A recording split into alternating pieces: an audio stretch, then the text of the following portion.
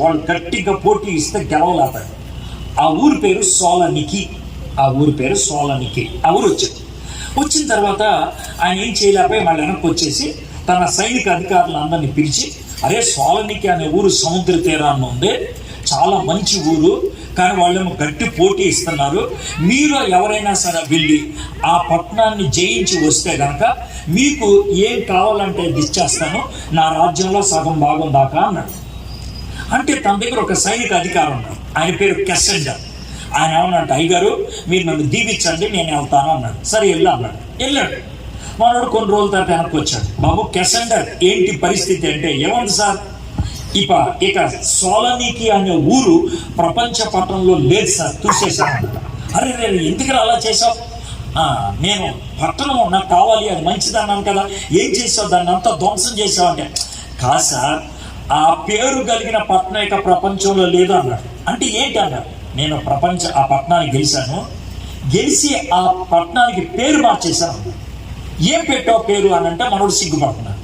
అరే సిగ్గుపడకుండా చెప్పరా, ఏం పేరు పెట్టావు అని అంటే మళ్ళీ సిగ్గుపడి, సార్ దానికి తెస్సలోనిక అని పేరు పెట్టాను అన్నాడు.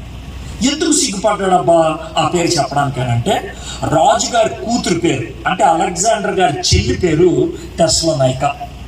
ఈ అబ్బాయికి కెసెండర్ అనే సైనిక అధికారికి తెస్సలోనిక అంటే ఇష్టం, అందుకనే ఆ పేరు పెట్టాడు. రాజుగారికి ఇంకా అర్థమైపోయి ఇంక ఏమి అడగకుండానే తెస్సలోనికాని ఇచ్చి కెసెండర్కి ఇచ్చి పెళ్లి చేసి ఆ ఊరు వాళ్ళకి రాసిచ్చేశాడు. అదండి తెస్సలోనిక అనే ఊరు వచ్చింది. ఆ ఊరిలో 3 రకాలైన మనుషులు ఉంటారు. ఎవరెవరు ఉంటారు? రోమీలు ఉంటారు, అందుకనే బాగా వాళ్ళు యుద్ధాలు చేసేవాళ్ళు, బాగా ఈ సైనిక అధికారం కలిగిన వాళ్ళు. రెండోది యూదులు ఉంటారు. యూదులేమో బాగా తెలియగలిగిన వాళ్ళు, మంచి మంచి పాఠశాలలో అవి కట్టుకుంటారు. ఇక మూడోది యూదులు ఉంటారు. ఈ యూదులేమో బాగా భక్తిపరులు. యూదులకున్న గుణం ఏంటంటే, ఓ 10 కుటుంబాలు ఎక్కడైనా యూదులు ఉంటే వాళ్ళు చిన్న ప్రార్థనా మందిరాన్ని కట్టుకుంటారు.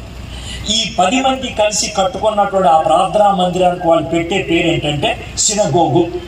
ఇప్పుడు క్రైస్తవులందరూ వెళ్ళేదాన్ని చర్చ్ అంటాం, ముస్లింలంతా వెళ్ళేదాన్ని మసీద్ అంటాం, తర్వాత హిందువులంతా వెళ్ళేటువంటి దాన్ని దేవాలయం అంటాం.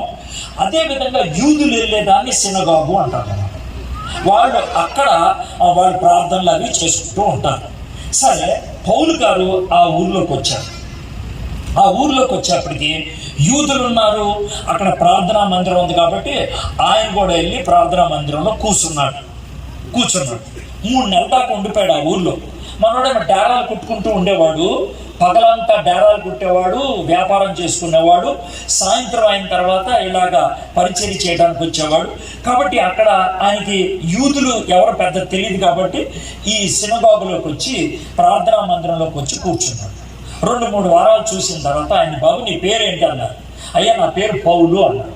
ఎక్కడి నుంచి అంటే, మాది కిల్కియా అంటే, నేను యెరూషలేములో గమలీయేలు గారి దగ్గర చదువుకున్నాను అంట. అవునవునా, గమలీయేలు గారి దగ్గర చదువుకున్నారు, అయితే ఓ పని చేయొచ్చు కదా, వచ్చే వారం మీరే వాక్యం చెప్పండి అని అన్నారు.